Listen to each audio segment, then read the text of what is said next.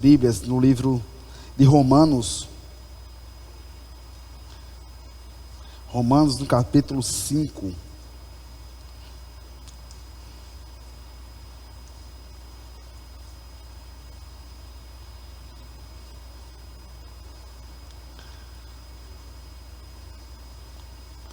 Você deixa a sua Bíblia aberta.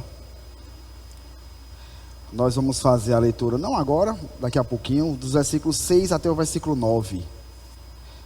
6, 7, 8 e 9. E antes mesmo de fazermos a leitura, eu quero contar uma historinha para vocês. Conta a história, na verdade, que um certo professor da escola bíblica dominical, ele acabou sentindo falta de um dos seus alunos, que era um menininho muito humilde, da região em que a igreja se encontrava.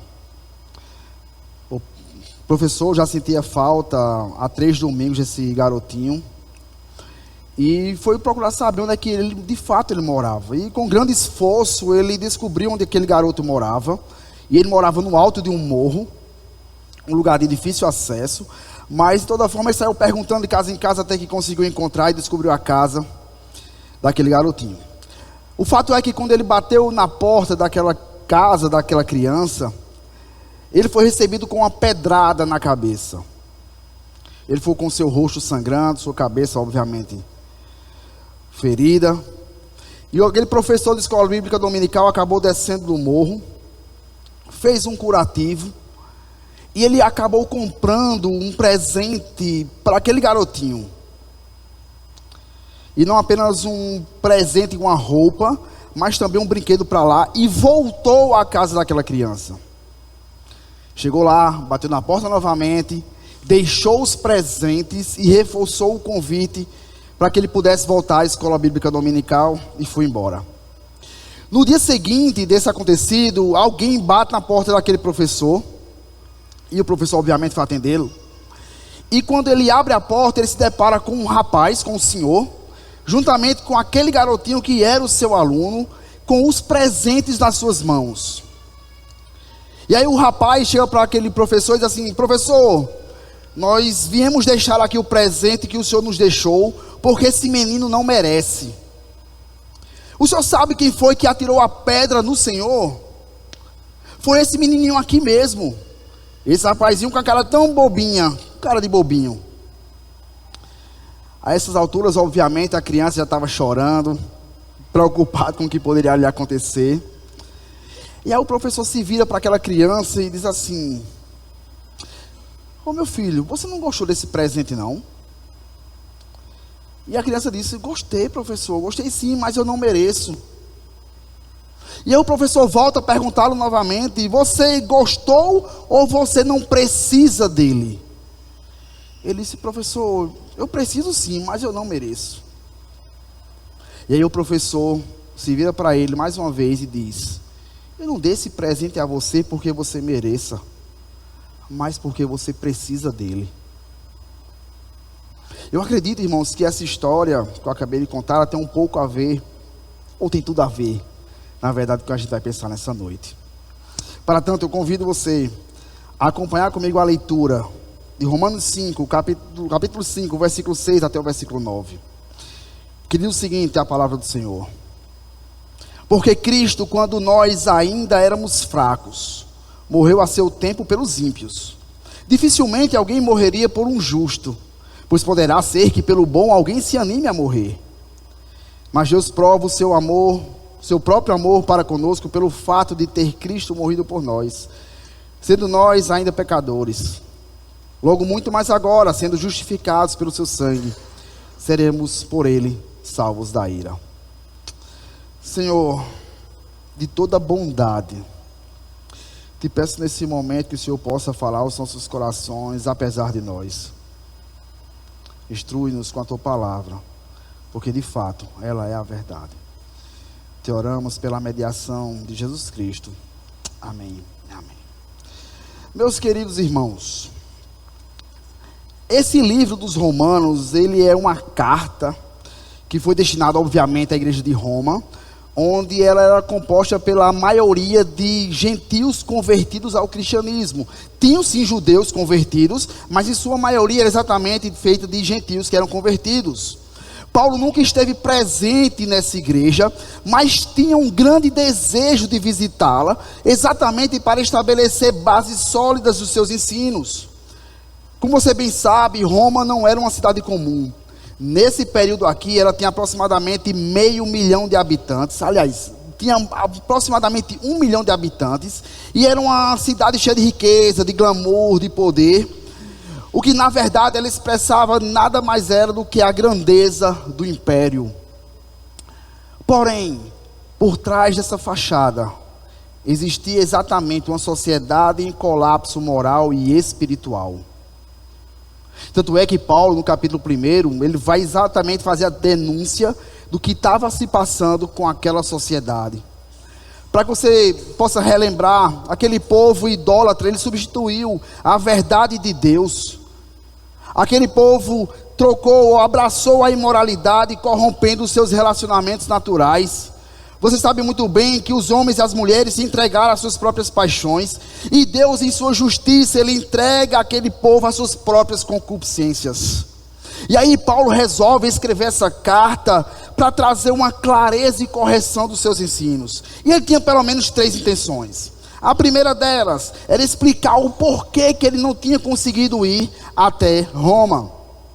O segundo motivo, a segunda intenção pelo qual ele escreve essa carta aos romanos, é para ensinar verdades fundamentais da fé, para que aquele povo não fosse ensinado ou enganado pelos falsos mestres e judaizantes. E o terceiro motivo pelo qual Paulo escreve essa carta, é exatamente para mostrar que a salvação não vem pelo cumprimento da lei, mas vem pela graça mediante a fé. Paulo era o tipo do homem que ele sabia como lidar com judeus e com gentios. Você sabe muito bem que ele era um fariseu convertido, e como tal ele dominava a lei e podia argumentar contra qualquer judaizante, ao mesmo tempo em que ele tinha habilidade gigantesca para alcançar os gentios com a verdade do evangelho. O que nós encontramos aqui nessa carta não é apenas um documento histórico, mas é o fundamento da igreja cristã. Porque se em Atos a gente encontra exatamente a fundação da igreja, aqui em Romanos nós encontramos o fundamento da nossa fé. Nós encontramos aqui nessa carta a teologia sendo colocada em prática. Até porque o desejo de Paulo era que, além de conhecer a verdade, as pessoas pudessem viver essa verdade. E obviamente que aqui no capítulo 5 nós pegamos o bonde andando, mas nos capítulos anteriores, Paulo estava explicando exatamente a necessidade universal da justificação pela fé. O que ele está deixando aqui nos capítulos anteriores é exatamente a necessidade de judeus e gentios que são pecadores, e o quanto eles precisam da graça de Deus. E aí quando ele chega no capítulo número 5, a gente encontra praticamente o clímax da carta. Ele está aqui nos primeiros versículos mostrando os frutos da justificação. E quais são esses frutos da justificação? Primeiro deles, paz com Deus. Segundo deles, esperança em meio ao sofrimento. Terceiro deles, o amor de Deus derramado em nossos corações pelo Espírito Santo. Quando a gente chega no versículo de número 6, Paulo está apresentando aqui 3 fundamentos da justificação pela fé. O primeiro deles, o amor de Deus manifestado em Cristo Jesus. O segundo deles, a cruz. O terceiro deles, a certeza de que nossa salvação não depende de nós, mas depende da fidelidade daquele que nos amou primeiro. O que a gente vai encontrar aqui nesses 4 versículos é como Cristo nos amou quando éramos ainda fracos, sem esperança e pecadores. Nós vamos encontrar como a cruz se torna a prova definitiva da graça que nos justifica. E eu quero lembrá-los que essa ideia de justificação nada mais é do que o ato judicial de Deus, no qual ele considera o homem justo por meio da fé e por meio da graça do Senhor. E para isso eu quero chamar a sua atenção para o meu primeiro ponto nessa noite, que é exatamente a consequência do pecado e a condenação. Está no versículo 6, versículo 7, mas vamos por parte e lermos o versículo número 6 novamente.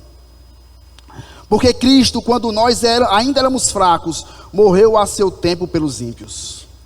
Irmãos, o que a gente encontra aqui é exatamente um dos pilares do cristianismo. Ao mesmo tempo em que é um dos pilares do cristianismo, é um dos assuntos pouco debatidos ou compreendidos em alguns arraiais evangélicos, que é exatamente a doutrina da depravação e do pecado original. Essa doutrina, ela nos ensina de que em Adão e Eva toda a raça humana pecou, e por essa razão até hoje ela sofre as consequências dessa queda. Você sabe muito bem que Deus, desde do começo de todas as coisas, Ele começa criando luz, começa criando terra, começa criando animais, chega no ápice da sua criação, Ele cria o homem e a mulher à sua imagem e semelhança. Porém, quando Deus dá uma ordem àqueles dois, eles acabam desobedecendo. Por essa mesma razão, eles perdem a comunhão com Deus e são expulsos do Éden. E essa depravação total, essa doutrina, ela vai nos dizer que o estrago que foi causado pelo pecado na humanidade foi tão grande, mas tão grande, que o estado espiritual do homem, a partir de então, tornou-se de morte espiritual. Isso significa, irmãos, que ainda que estejamos vivos biologicamente, ainda que nós tenhamos vontades, sentimentos, desejos, que a gente possa enxergar, que a gente possa ver, que a gente possa andar, que a gente possa comer, o homem se tornou incapaz de se voltar para Deus por suas próprias forças. E ainda que isso pudesse acontecer, ele nem quer isso. Tem um texto de Efésios capítulo 2, versículo 1, que ele vai dizer o seguinte: Ele vos deu vida, estando vós mortos nos vossos delitos e pecados. Está aqui no Data Show, nas televisões. Essa expressão morto aqui, de Efésios capítulo 2, versículo 1, no grego era da ideia de necros, de onde vem a nossa palavra necrotério. Ou seja, alguém que de fato está morto, alguém que não tem vontade. Possivelmente você já deve ter ido a algum velório durante a sua vida. A pergunta que eu faço para você é mais ou menos a seguinte: quantas vezes você já presenciou alguém se levantando do caixão por si mesmo? Você acha honestamente que seria possível alguém simplesmente se levantar de um caixão sem que houvesse uma intervenção divina? É exatamente essa a ideia da depravação total. É bem verdade que o texto aqui de Romanos, capítulo 5, versículo 6, ele não vai dizer que está morto espiritualmente. A expressão que ele utiliza é: ainda éramos fracos. Mas ainda a gente precisa fazer algumas colocações aqui. A primeira coisa é que Paulo está escrevendo para cristãos, mas está se referindo ao passado deles, o passado sem Cristo.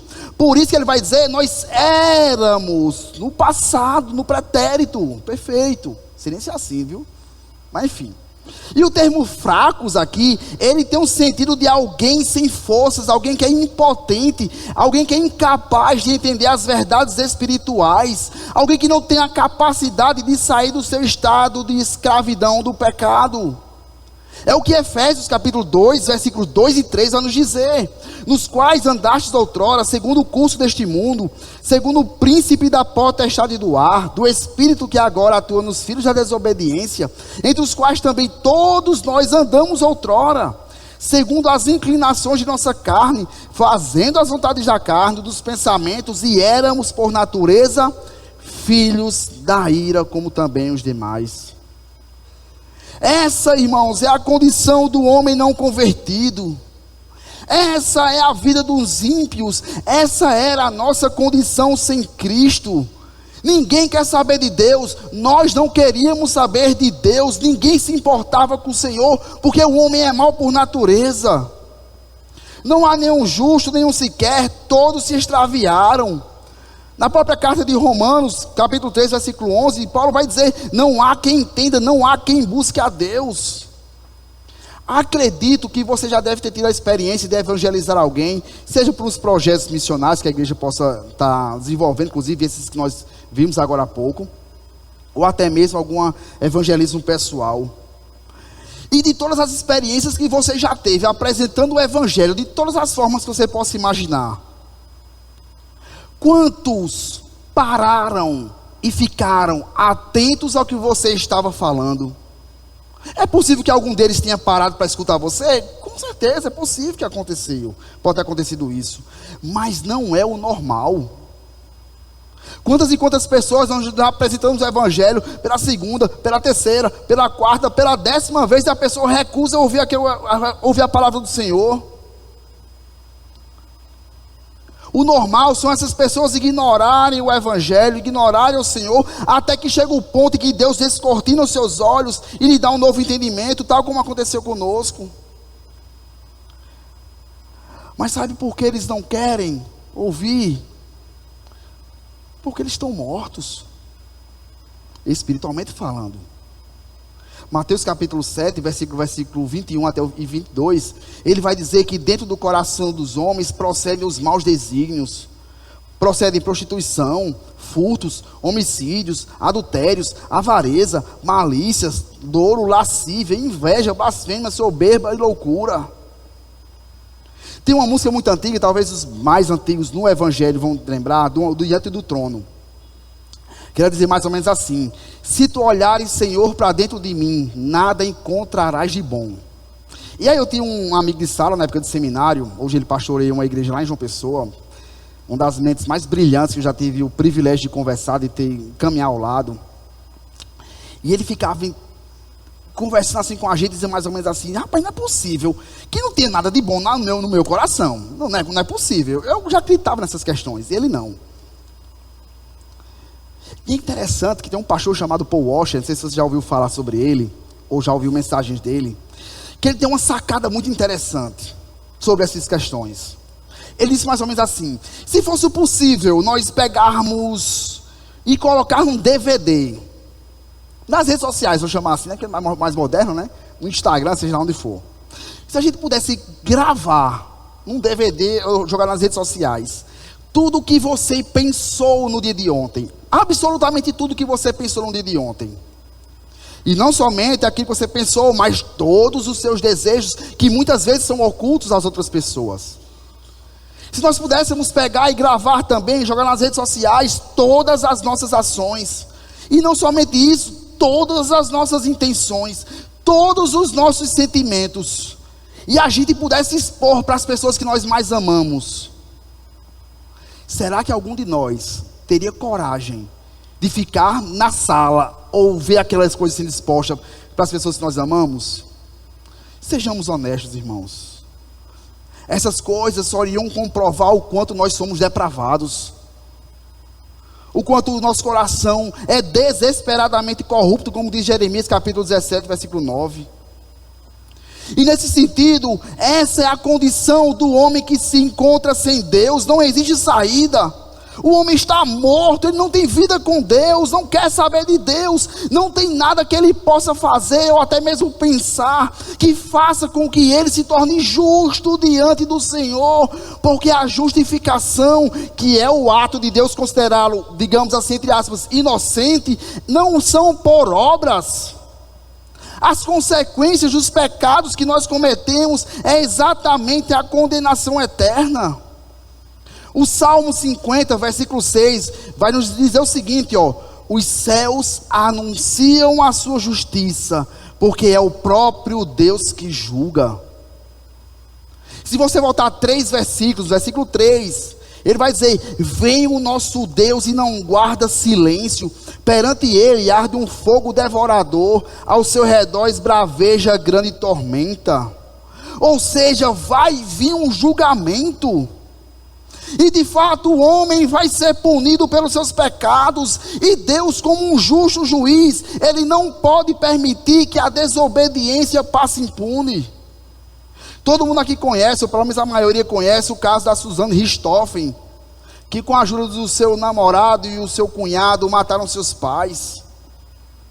Quem aqui seria louco de achar que um juiz inocentando aquela mulher seria uma justa justiça? Óbvio que não. E porque a gente acha que Deus vai fazer isso com a gente, ou com os ímpios? Quem pecou, todo homem que pecou, seja por muito ou seja por pouco, ele precisa pagar por isso. Mas ele vai pagar, irmãos, pelo que ele fez. é a consequência da rotina e da vida que ele levou aqui nessa terra. Aí você pode perguntar assim, então acaba por aqui? Se o homem vai ser punido pelo que ele fez, se não há nada que ele faça ou deixe de fazer para torná-lo apto diante do Senhor, qual é a solução? Como é que alguém pode ver ou ter uma esperança ou ver uma escapatória se todas as pessoas merecem a condenação? Se nós somos indignos do favor de Deus? É aí que entra a beleza do Evangelho, irmãos, porque é aí onde nós encontramos as boas notícias da salvação. Já que nós não somos capazes de pagar pelas nossas dívidas, era necessário que alguém pagasse a minha dívida no meu lugar. Era necessário que alguém justo e sem pecados morresse no meu lugar para que Deus nos aceitasse. Isso de certa forma, aliás, de certa forma não, isso nos aponta para os sacrifícios do Velho Testamento. Você lembra muito bem, o animal tem que ser o quê? Macho e sem defeito. Que foi a pessoa justa e sem pecados que se deu como sacrifício. A pessoa bendita de Jesus. Mas tem uma coisa que é bom se destacar aqui nesse versículo ainda. No final do versículo 6, ele diz que Cristo morreu por um grupo de pessoas. E que grupo de pessoas é esse? Pelos ímpios, pelos pecadores. Ou seja, Jesus Cristo morreu por esses desobedientes, por essas pessoas que quebram a lei de Deus, mas sim morreu por aquelas pessoas que se submetem ao senhorio de Cristo. Mas também o texto nos diz que ele morreu a seu tempo. E que tempo seria esse? O tempo perfeito, o momento perfeito, obviamente. E que tempo e que momento perfeito seriam esses? Onde todas as coisas convergiam para a vinda e o momento da sua morte. Eu quero lembrar de alguns fatos que são interessantes serem destacados. A primeira coisa é que o Império Romano vivia um período de paz relativa, naquele período em que Jesus nasceu e morreu. Nesse período aqui de Jesus, viajar pelas estradas romanas era relativamente seguro. E por ser seguro, facilitou com que os apóstolos e os missionários como Paulo fossem de cidade em cidade pregando o Evangelho. Se talvez fosse num momento de guerra, de instabilidade, isso seria muito mais complicado. Segundo momento, segunda coisa, o Império Romano tinha construído uma enorme rede de estradas que facilitava não somente o deslocamento, mas o transporte de alimentos e de tropas. Essas estradas, elas permitiam que também os missionários pudessem viajar longas distâncias, com muito maior rapidez e segurança do que nos tempos anteriores. Terceiro momento, a língua comum falada naquele período romano, no Império Romano, especialmente lá no leste, onde Jesus viveu e o cristianismo começou, era exatamente o grego. Quando Alexandre o Grande, você sabe, lembra da história, ele conquista grande parte do mundo que era conhecido, ele tornou exatamente a língua grega como sendo a língua oficial da época. E nesse sentido, a mensagem do Evangelho pôde ser pregada para vários outros países e culturas, porque praticamente todo mundo falava grego. E eu fiz questão de destacar isso, irmãos, porque a vinda de Jesus e a sua morte não foram algo feitos de supetão. O pecado não pegou Deus de surpresa. A vinda de Jesus não foi um plano B, não foi um acidente. A vinda dele foi por um propósito eterno, inclusive anunciada pelos profetas do Velho Testamento. E nesse sentido, irmãos, o que nós temos aqui é uma afirmação de que Deus é quem abre o caminho de retorno dos homens a Ele mesmo. Eu costumo dizer que Deus é o único ser que é ofendido, mas Ele é também o único ser que providencia uma maneira dos seus ofensores de se reconciliarem com Ele mesmo. Ninguém aqui faz isso. Nenhum homem faz isso. Agora perceba no versículo 7, o exemplo que Paulo cita aqui, que é maravilhoso. Observe comigo, acompanhe comigo a leitura. Versículo 7. Dificilmente alguém morreria por um justo, pois poderá ser que pelo bom alguém se anime a morrer. Ele acabou de falar sobre a real situação do homem sem Deus, do ímpio, de que alguém que por conta de seus pecados não merece salvação. Daí ele começa a dar indícios de algo que é maravilhoso. E ele está começando a dizer para mim e para você, em linhas gerais, é que ainda que alguém seja uma pessoa boa, uma pessoa carismática, uma pessoa legal, dificilmente outra pessoa daria sua vida em troca dela. Deixa eu tentar ser um pouco mais prático com isso.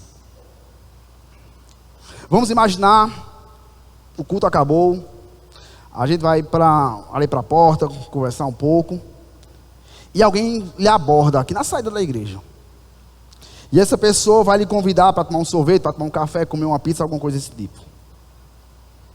E nessa conversa, essa pessoa chega para você e diz assim: meu irmão, minha irmã, é o seguinte, tem uma pessoa lá nos Estados Unidos, ou sei lá, no Japão, qualquer país que você possa imaginar.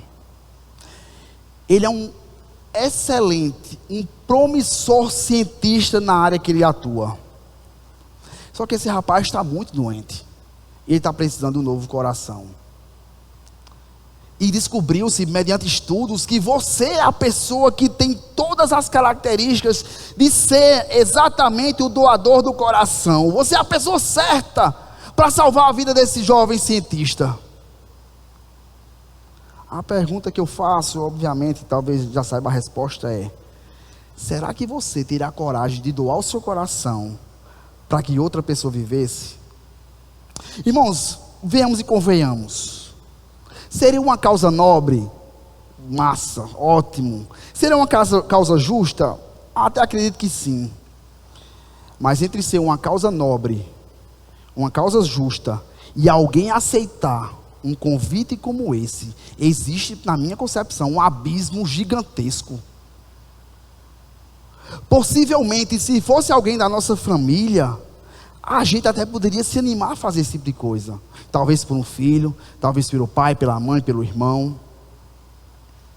Agora, deixa eu tentar ser mais prático ainda.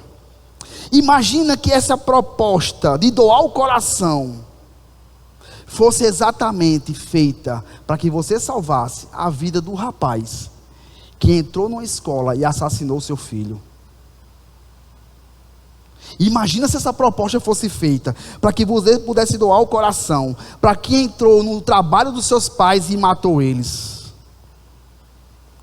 Acredito que, além de negar categoricamente um convite como esse, que não é um convite, né? Mas seria muito mais fácil a gente chamar a polícia para que prendesse essa pessoa.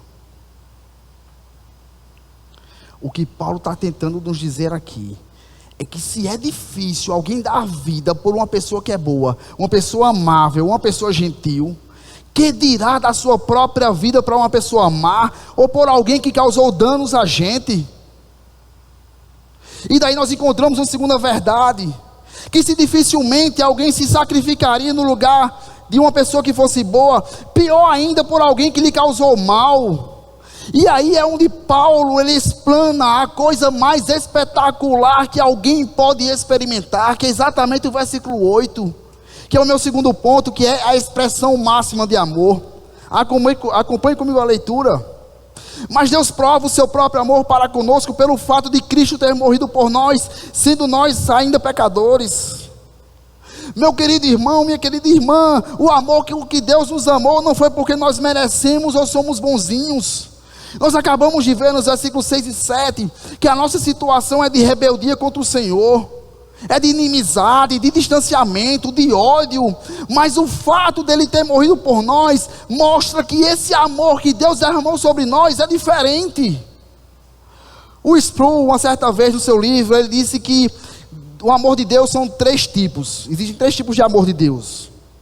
O primeiro deles é um amor benevolente, que normalmente é o tipo de amor que é mais bondoso, compassivo, que não está muito preocupado em receber nada em troca, apenas dispensa esse amor. O segundo tipo de amor de Deus é o amor beneficente. É o tipo de amor que é feito na prática, que ele é praticado, que ele não fica nas palavras, mas ele age com atos de bondade em favor de outras pessoas. E existe um terceiro tipo de amor, que é o amor complacente. É o tipo de amor que Deus tem por meio do seu Filho, que é sem medida e sem qualificação. E ele vai dizer, o Sproul, que esses três tipos de amor se unem exatamente no sacrifício de Cristo pelos nossos pecados. Esse sacrifício ele é tão diferente, aliás, esse amor é tão diferente, que em 1 João, se você puder abrir sua Bíblia, em 1 João capítulo 3, lá vai dizer algo que é espetacular, eu quero que você acompanhe comigo. 1 João capítulo 3, se você puder, se os irmãos puderem colocar, até facilite, né? 1 João capítulo 3, versículo 1. Pronto, acompanha aqui, não precisa abrir não, porque a gente ganha tempo. Vede que grande amor nos tem concedido o Pai, a ponto de sermos chamados filhos de Deus. E de fato somos filhos de Deus. Por essa razão, o mundo não nos conhece, porquanto não conheceu a Ele mesmo. O que João está fazendo aqui é exatamente chamando a atenção dos leitores, para que eles fiquem atentos ao que será dito ou firmados no Senhor.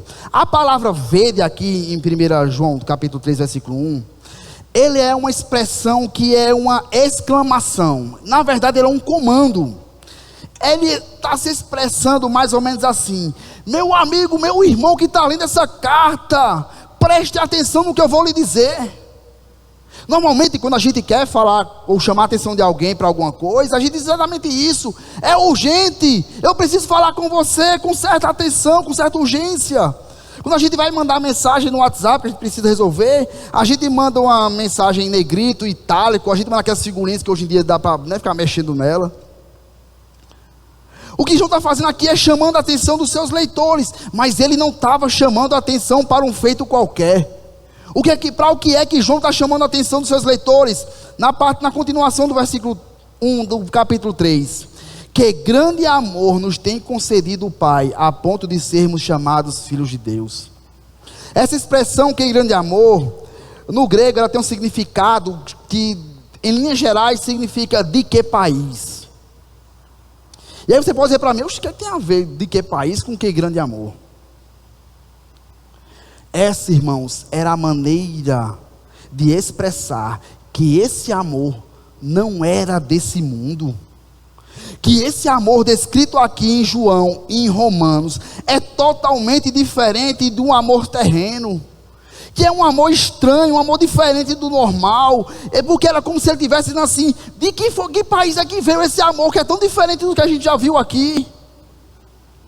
Para nós é como se nós disséssemos que essa pessoa é de um outro mundo. Eu normalmente gosto de usar esse exemplo.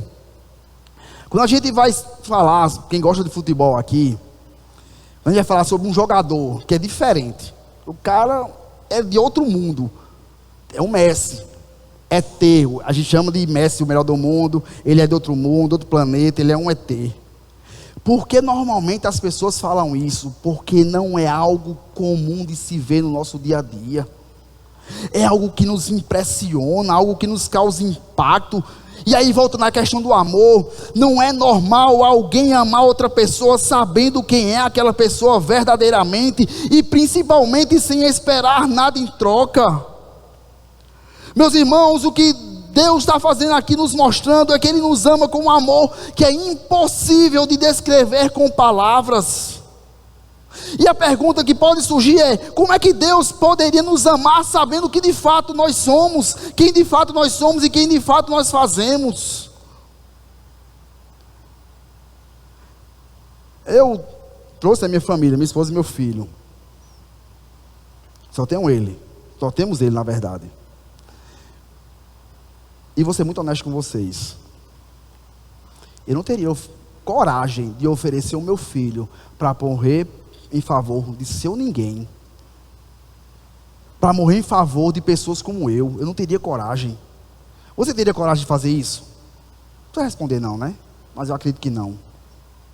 É por isso, irmãos, que esse amor de Deus por nós é tão espetacular. Percebam que quando um pai seu filho nasce, o pai, a mãe ama o seu filho incondicionalmente. É o seu filho, é sangue do seu sangue. Independente do que acontecer, nós continuaremos amando.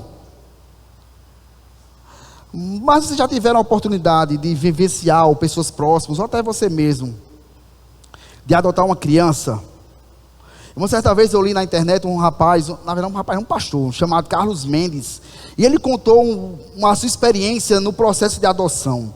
Ele conta que conseguia ter filhos com sua esposa, e normalmente muitos questionamentos eles surgiam no seu coração, e por isso resolveram adotar uma criança. E ele conta que alguns irmãos da igreja começaram a dizer que ele não confiava mais em Deus. Outros começaram a chegar para ele e dizer: mas pastor, eu conheço um caso de alguém que adotou uma criança, essa criança matou os seus próprios pais.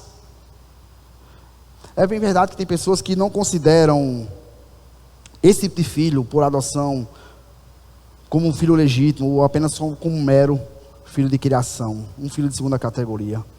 E esse pastor conta, irmãos, que uma certa vez, em busca de um filho para adotar, ele recebeu uma ligação de uma senhora da vara da infância, dizendo que tinha um menino para adoção. Essa criança tinha 5 anos de idade, mas ele tinha um problema na fala, ele não conseguia falar direito. E ele conta que foi lá visitar, chegou lá, a psicóloga começou a apresentar algumas dificuldades da criança. Aquela criança de 5 anos, além de não falar direito, ela babava muito e ainda usava fraldas. E naturalmente, aquela psicóloga começou a contar o histórico complicado daquela família biológica. E não somente isso, mas outras 4 tentativas de adoção daquela criança que foram frustradas. Uma criança que não fala direito, com 5 anos de idade. Uma criança que babava muito. Uma criança que usava fralda. Que tinha um histórico complicado na sua família biológica. Que já tinha passado por 4 tentativas de adoção. Quem é que adotaria alguém assim? Só alguém que de fato amasse muito aquela pessoa, como de fato aquela criança era. E aí eu quero trazer para a nossa realidade, porque foi isso que aconteceu conosco. Só faz sentido o amor de Deus ser tão espetacular, porque ele foi aplicado, ele foi derramado sobre pessoas indignas. Quando a gente olha para nós mesmos e para a sociedade como um todo, nós encontramos o que Romanos capítulo 1, versículo 39 a 32 vai dizer. É um povo cheio de injustiça, de malícia, de avareza, de maldade, possuídos de inveja, homicídio, contenda, dolo, malignidade, caluniadores, aborrecidos de Deus, e etc, e etc, e etc. Irmãos, a beleza da salvação pela graça é exatamente essa.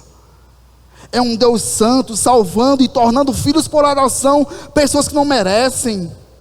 Nós que antes éramos inimigos de Deus, agora como pessoas regeneradas e transformadas, e somos assim alvo do seu amor inexplicável.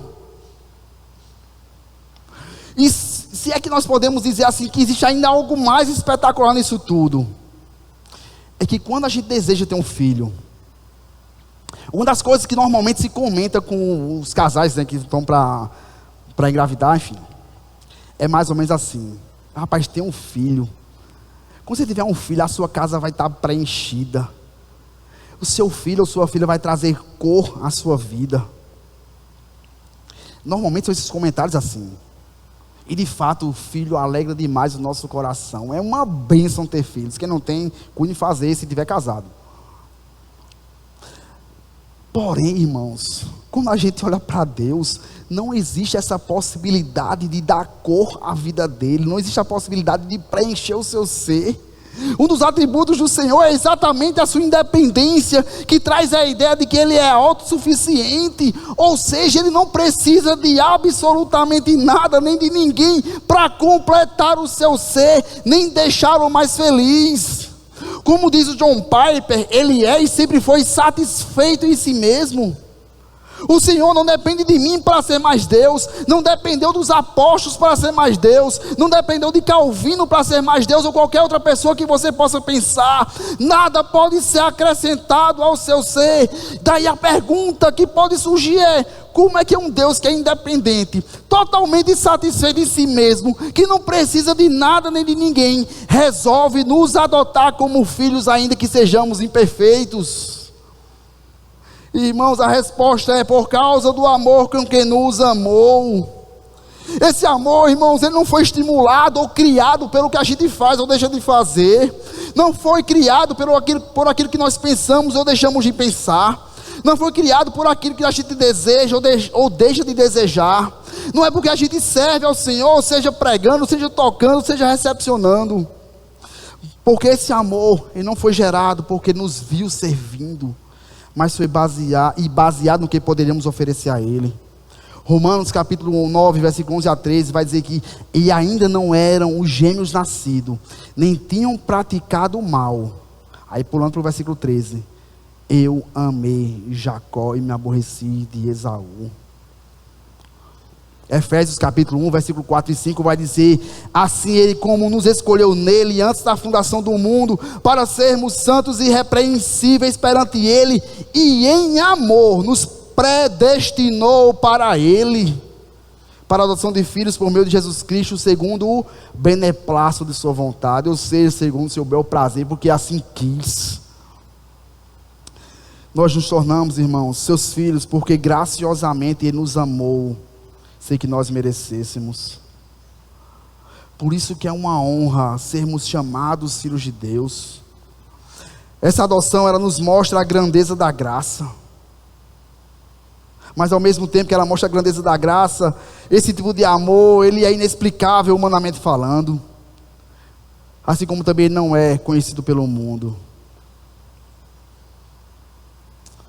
E esse amor, irmãos, ele foi manifestado não por meras palavras bonitas ou bem colocadas, mas foi com sacrifício. O que aconteceu na cruz do Calvário não foi um ato de heroísmo, mas foi uma humilhação.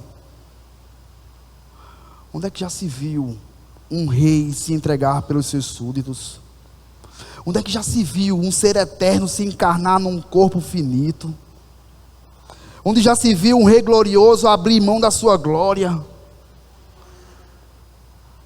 O que nós encontramos na cruz é Deus demonstrando o seu amor, que Ele não é um mero sentimento, mas é uma ação.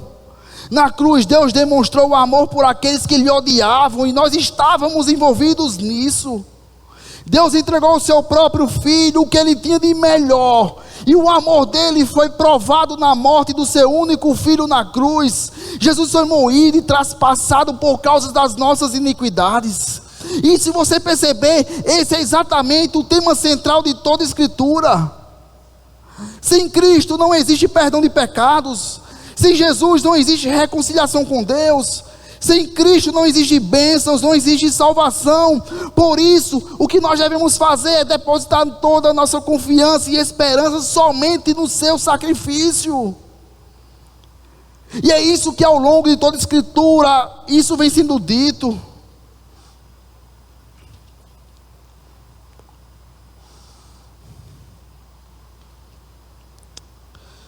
Nós precisamos valorizar aquilo que Deus fez por nós. Mas não é isso aqui só no culto, não. É durante a nossa vida. É quando a gente sai daqui. É no nosso trabalho, na faculdade, na escola, seja lá onde for.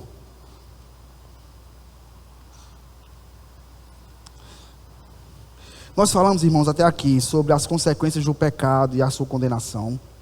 Nós enfatizamos o amor de Deus manifestado na cruz de Cristo, no seu sacrifício.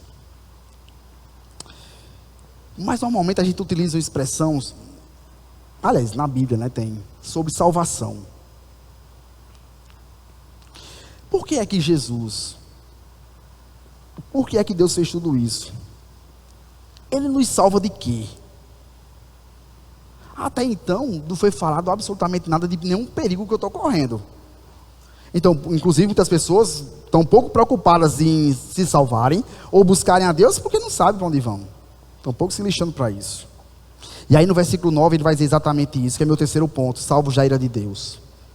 Logo muito mais agora, sendo justificados pelo seu sangue, seremos por ele salvos da ira. Se a gente prestar atenção, só faz sentido a salvação se existir um livramento, existir um perigo, alguma calamidade. Por exemplo, se por acaso a gente está doente, a nossa saúde precisa ser restaurada, então nós somos salvos dos efeitos da doença, por exemplo. Se a gente experimenta alguma vitória no nosso trabalho, a gente foi salvo de alguma derrota, de alguma vergonha, de alguma coisa que possa nos acontecer. Se alguém está preso ou perdido numa trilha, numa mata, se perde das pessoas e fica sem contato, se alguém ajudá-lo a voltar para casa, ele experimenta um tipo de salvação. No Novo Testamento, É esse sentido que a palavra salvação também tem. Porém, existe um outro sentido, na verdade, um maior sentido de salvação, que ele vai apontar para o fim de todas as coisas. E nesse sentido, irmãos, nós somos resgatados da pior coisa que pode acontecer a um ser humano. O texto vai nos dizer: seremos salvos por ele da ira. Muitas pessoas, infelizmente, elas não acreditam mais nisso.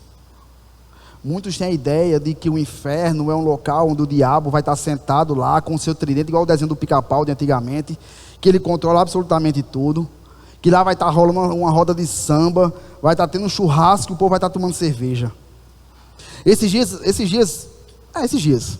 eu vi uma das declarações mais absurdas que eu poderia ouvir de um chefe da nação, dizendo simplesmente que não queria ir para o céu e cedendo a sua vaga para quem quisesse.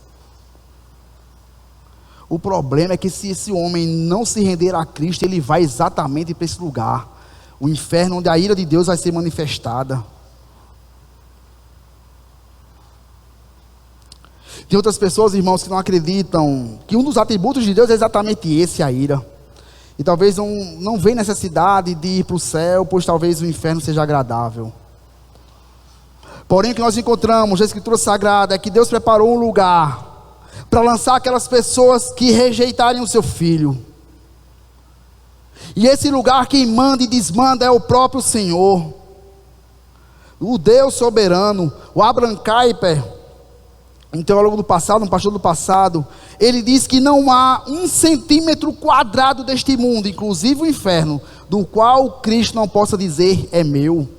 E nesse local, irmãos, ele estará lá, não para manifestar seu amor mais, não para manifestar sua bondade mais, mas para descarregar toda a sua ira sobre aquelas pessoas que se rebelaram contra ele.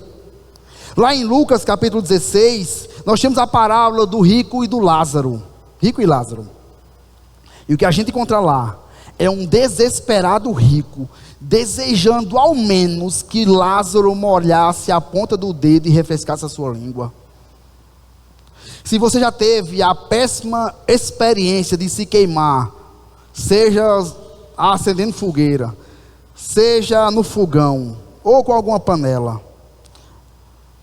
a primeira coisa, a coisa mais urgente que a gente faz, é exatamente desencostar a parte que está sendo queimada. E talvez dura nem segundos, milésimos de segundos para a gente desencostar. Agora imagina alguém sendo atormentado por um fogo que nunca se acabará. Não é que vai durar um dia, não é que vai durar um mês, não é que vai durar um ano, é por toda a eternidade. E o que a Escritura nos diz, irmãos, é que Jesus sofreu o que sofreu, derramou o seu sangue da forma horrível e sofrível que foi, para que você não passasse por isso, para que seus filhos não passassem por isso. Ele foi moído e traspassado por causa das nossas iniquidades. Ele recebeu as consequências dos nossos pecados, para que depois de unidos a Ele, nós não fôssemos condenados. É por essa razão que aqueles que foram lavados no sangue de Jesus estão isentos. O seu sangue derramado na cruz livra o homem de qualquer condenação, porque Ele já pagou. É por essa razão que não há nenhuma condenação para aqueles que estão em Cristo Jesus. Lembrando que não é porque há alguma coisa em nós, mas é por conta do seu amor manifestado no sacrifício de Jesus. É por essa razão, queridos, que o Evangelho faz sentido. Quando nós éramos ímpios, estávamos distantes do Senhor, imprestáveis para Ele e para o seu reino, mas Ele nos amou antes da fundação do mundo, mesmo nos conhecendo profundamente.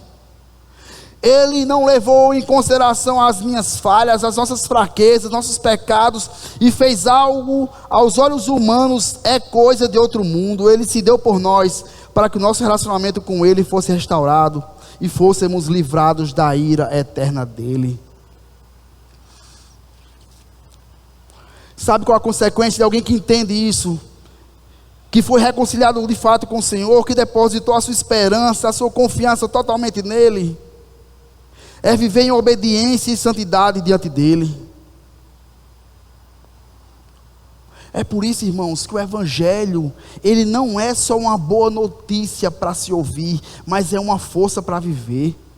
Ele é a chama que transforma a nossa vida, transforma a nossa casa, transforma a nossa igreja, transforma o nosso mundo.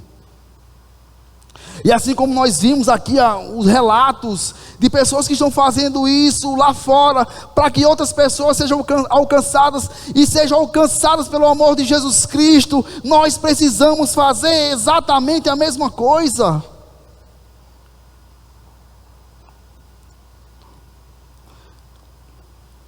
O meu grande desejo é que a gente possa sair daqui hoje, lembrando que nós somos amados por Deus. Mais uma vez falando, para ser bem redundante mesmo que a gente não mereça, para que durante as dificuldades da vida, para que nas situações em que as portas se fecham, para que durante os dilemas que nós possamos passar, nós nunca possamos esquecer que Deus nos amou, manifestando o seu amor na cruz de Cristo, no sacrifício que Ele cumpriu. E que essa mensagem, ela possa de fato ser espalhada. Que essa mensagem, ela possa ser exposta para as pessoas que nós conhecemos, que estão ao nosso redor.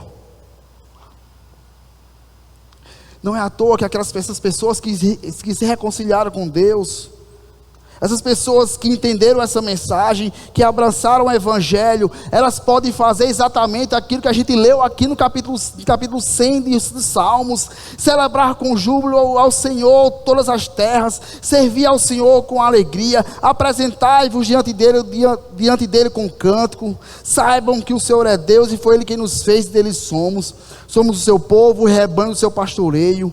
Por isso, alguém que entendeu essas verdades, entram por suas portas com ações de graças e nos seus átrios com hinos de louvor. É por isso que essas pessoas que foram alcançadas rendem graças e bendizem o nome do Senhor, porque entendeu que Ele é bom, a sua misericórdia dura para sempre e ela foi manifestada sobre as nossas vidas.